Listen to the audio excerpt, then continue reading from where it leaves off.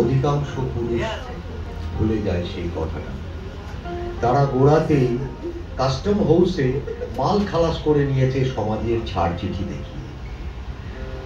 তারপর থেকে আছে বেপরোয়া, যেন পেয়েছে পাহারাওয়ালার সরকারি প্রতাপ উপরওয়ালার দেওয়া তকমার জন্য।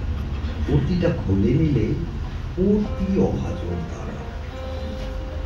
বিবাহটা চিরদিনের পালাগান, তার ধুয়ো একটা মাত্র, কিন্তু সঙ্গীতের বিস্তার প্রতিদিনের নব নব গচ্ছায়। এই কথাটা ভালো রকম করে বুঝেছি সুনেত্রার কাছ থেকে। ওর মধ্যে আছে ভালোবাসার নিষ্পচ্ছ। পুরোতে চায় না তার সমারোহ, দেউরিতে 4 প্রহর বাজে সাহানা লাগে।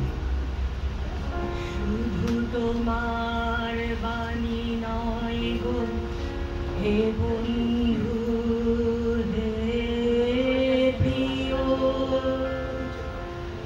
মাঝে মাঝে প্রাণে তোমার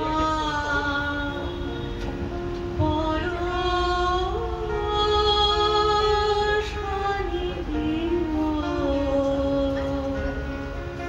শুধু তোমার বাণী নয় গো হে বন্ধু হে প্রিয়। আহ, কি সুন্দর গন্ধ! ও বাবা, এই যে রূপোর থালায় গোড়ের মালা। আরে আরে, এটা কি? ও, বরফ দেওয়া ফলসার শরবত। কি দারুণ রং! শুনি, শুনি, এদিকে এসো। আসছি। হ্যাঁ বলো, আজ অফিস থেকে তাড়াতাড়ি এলে যে? কাছে এসো, বসো।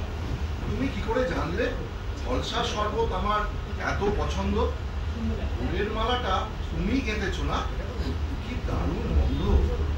সত্যি শুনি, তুমি আমাকে বড়ই ভালোবাসো। আমিও তোমাকে বাসি। কি বলো? তোমাকে না এই বিশি তাঁতের সাদা শাড়িতে পূর্ব লাগছে। মনে হচ্ছে তোমাকে আবার নতুন করে ভালোবাসি। আহা, কি ঢং! খুব রসিক কথা বলতে পারো দেখছি। আচ্ছা, তুমি ছাড়া আমার আর কে আছে বলো? কেন? তোমার গ্রহ নক্ষত্ররা আছে যে। খালি তুমি আমার পেছনে লাগো। ওরা আছে ঠিকই, কিন্তু তুমি যে ওদের থেকে আরো অনেক বড়।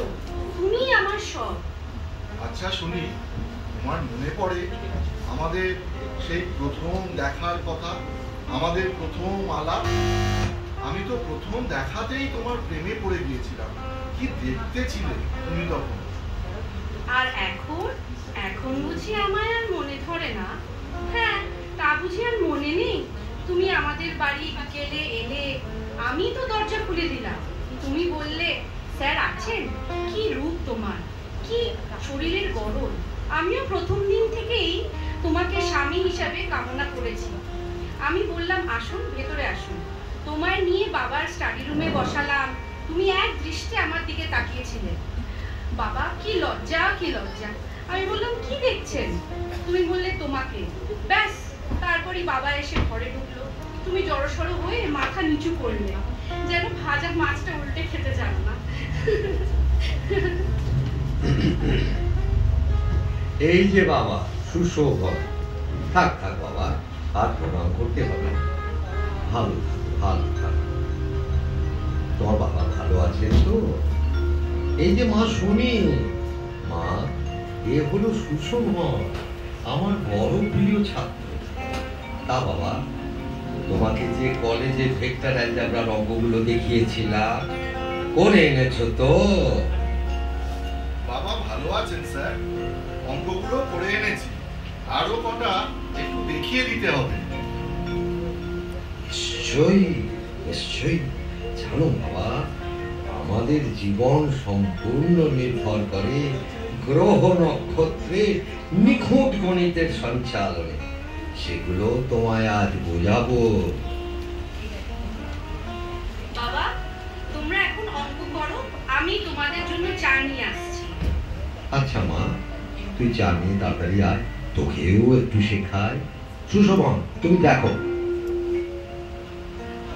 এই নাও বাবা তোমাদের চা। অনেকক্ষণ তো অঙ্ক কষলে, তোমার ছাত্র কি জ্যোতিষী বুঝলো?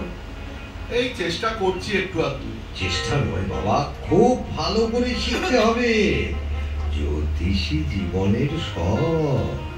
গ্রহ নক্ষত্ররাই তো আমাদের জীবনকে চালনা করে।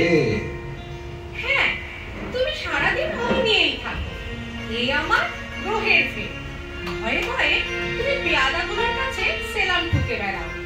আমি মানি স্বয়ং রাজা। ঠকবে বিভা, ঠকবে।